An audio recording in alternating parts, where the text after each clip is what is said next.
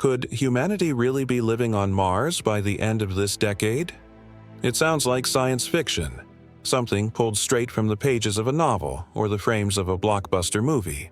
But two of the most powerful forces in space exploration, the venerable NASA and the audacious SpaceX, have set their sights on exactly this audacious goal. They have plans, big plans, some might even call them crazy plans, to take humanity to the Red Planet and start building a future there. But how do they propose to do it? Is 2030 even a realistic possibility? In this video, we're diving deep into the ambitious, complex, and sometimes unbelievable strategies being developed right now to make humanity a multiplanetary species. For generations, Mars has captured our imagination. Its reddish hue in the night sky has beckoned us, whispering of a world just beyond our reach, a potential new home. It's the most accessible planet in our solar system with a solid surface, offering the possibility of resources and a stepping stone to explore further into the cosmos. The drive to reach Mars isn't just about planting a flag, it's about expanding our presence beyond Earth, ensuring the long-term survival and resilience of our species by not keeping all our eggs in one planetary basket.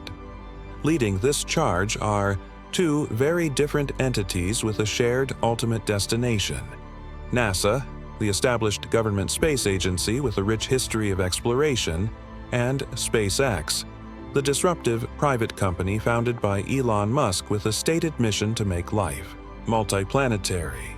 Their approaches differ, their timelines sometimes conflict, but their shared focus on Mars is undeniable. This is the story of their plans, the technology they're building, the monumental challenges they face, and what colonizing Mars by 2030 really means. NASA's journey to Mars is often described as a series of deliberate, carefully planned steps. They aren't focused solely on a single aggressive date like 2030 for a full colony, but rather on building a sustainable presence in deep space, using the Moon as a critical proving ground. This phased approach is embodied by the Artemis program. Artemis is not just about returning astronauts to the lunar surface. It's fundamentally about preparing for Mars. By establishing a sustained presence on the Moon, building infrastructure like the Gateway Lunar Orbital Outpost, and developing technologies to live and work in a harsh, extraterrestrial environment, NASA gains invaluable experience directly applicable to Mars missions. The Moon's proximity allows for testing systems like life support, radiation shielding, and in situ resource utilization, using local resources like water ice, with shorter communication delays and easier abort options than a mission to Mars. NASA's robotic explorers have also been paving the way for decades. Rovers like Curiosity and Perseverance, and orbiters like MRO, have been meticulously studying the Martian environment, analyzing its geology, searching for signs of past life, and most importantly, for future human missions, mapping resources, like subsurface water ice. This data is crucial for site selection and planning how future colonists might live off the land. NASA's approach emphasizes safety, scientific return, and often involves extensive international collaboration, pooling resources and expertise from around the globe. Their 2030 goals are more likely centered on critical technology demonstrations, potentially sending cargo ahead of humans, and perhaps even mounting initial crewed missions to Mars orbit or a brief surface stay, building directly upon the successes and lessons learned from the Artemis lunar missions. It's a marathon, not a sprint, for the venerable space agency. In stark contrast to NASA's phased, deliberate approach is the almost impossibly ambitious vision championed by Elon Musk and SpaceX. Musk's stated goal is not just to visit Mars, but to make humanity a multiplanetary species to safeguard our future. And the centerpiece of this audacious plan is the Starship. Starship is not just another rocket, it's designed to be a fully reusable transportation system, capable of carrying over 100 people and more than 100 tons of cargo per trip to Mars. Its sheer scale and reusability are revolutionary. aiming to drastically reduce the cost of space travel, a critical factor in making large-scale colonization economically feasible. SpaceX's proposed architecture for reaching Mars involves launching Starship from Earth, refueling it in orbit using a tanker version of Starship, performing a Trans-Mars injection burn descended on its way, and then performing a powered, controlled landing on the Martian surface. What makes this plan so bold is the scale. Musk envisions sending fleets of Starships, potentially hundreds of them, to Mars during each favorable launch window, which occurs roughly every 26 months. The idea is to transport enough people, equipment, and supplies to not just survive, but to build a self-sustaining city over time. SpaceX's development process is also radically different from traditional aerospace. They employ a rapid, iterative development and testing cycle, often building, testing, and sometimes failing and rebuilding prototypes quickly at their Starbase facility in Texas.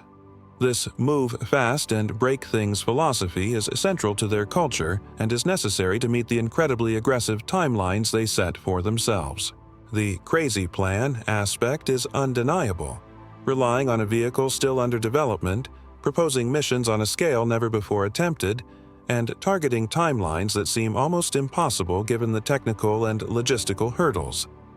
This brings us directly to the seemingly impossible target: colonizing Mars by 2030.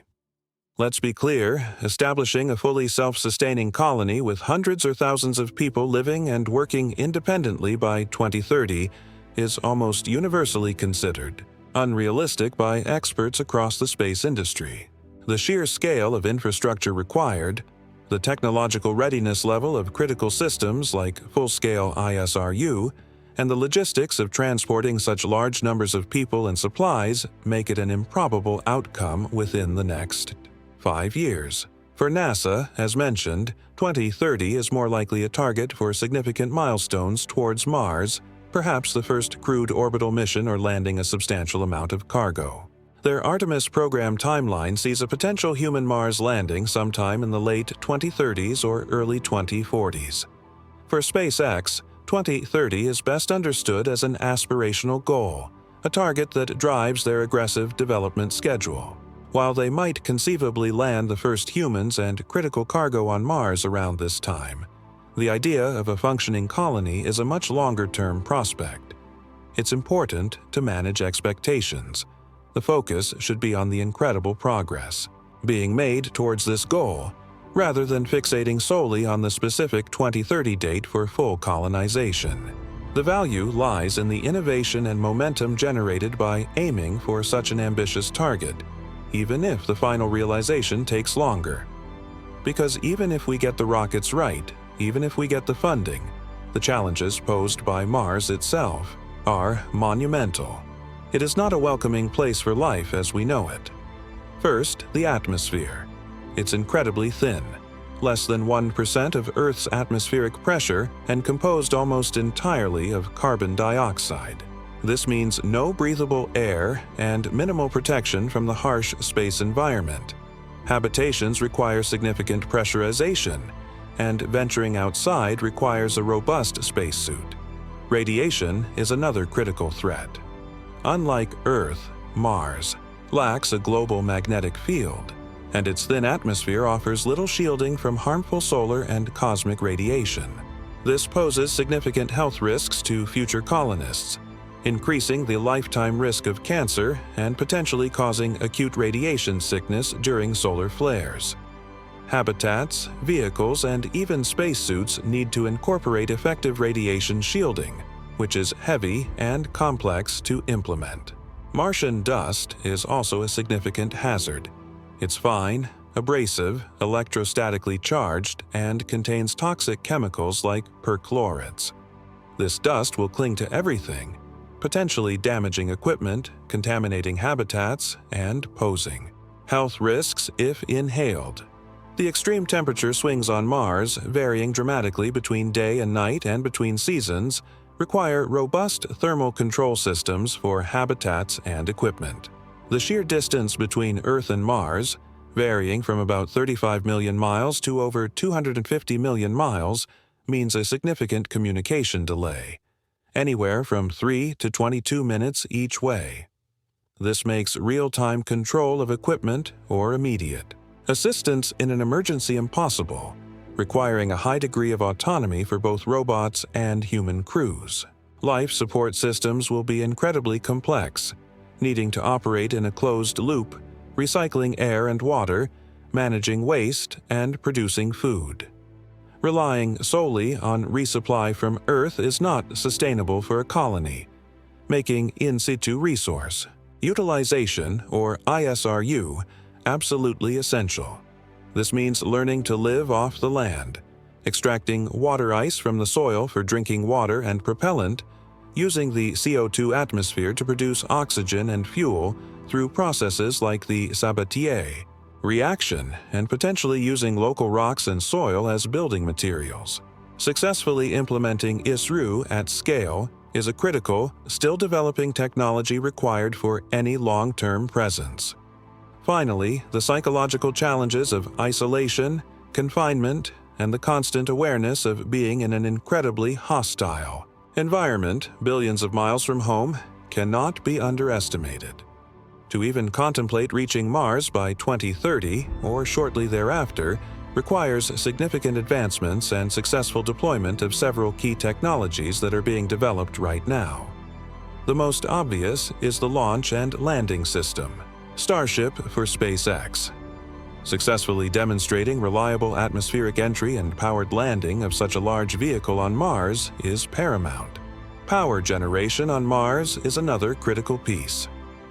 While solar power can work, especially closer to the equator, nuclear fission power systems offer a more reliable, consistent, and powerful energy source needed for larger habitats and industrial processes, particularly at higher latitudes where water ice is more abundant.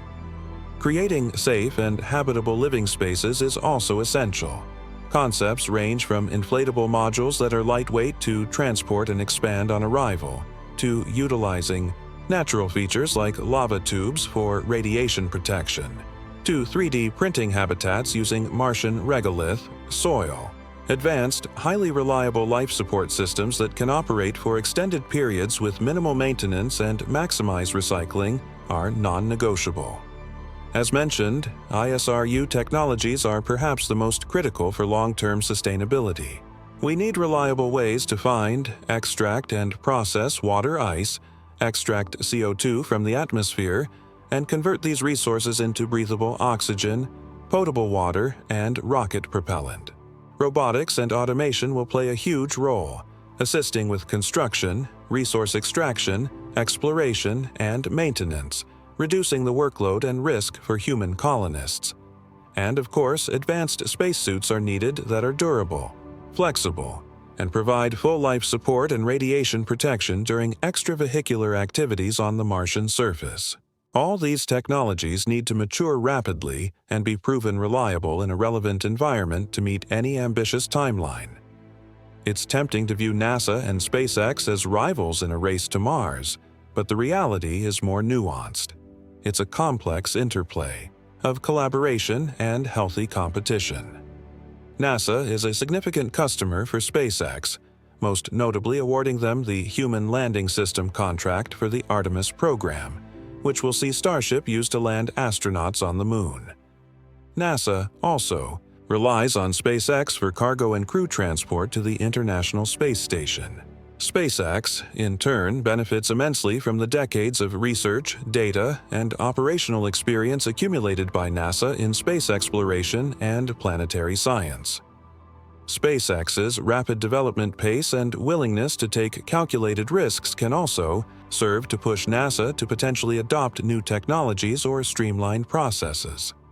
While they have different organizational cultures, funding models, government versus private investment, and therefore different approaches and timelines, their ultimate goal of expanding humanity's presence into the solar system, with Mars as a key destination, aligns. It's a dynamic relationship where the strengths of one can potentially complement or accelerate the progress of the other, even as they pursue their individual objectives. When we talk about colonizing Mars, it's important to understand that this means much more than just landing a few people. Colonization implies establishing a permanent, self-sustaining, and eventually growing human presence. It means building infrastructure, power plants, habitats, communication systems, landing pads. It means utilizing local resources to provide the essentials of life: air, water, food, and energy. It means creating an environment where humans can not only survive but also thrive, conduct meaningful work, and eventually build a society independent of constant resupply from Earth. This level of self-sufficiency is a long-term endeavor that will take decades to achieve, far beyond any 2030 timeline for initial landings.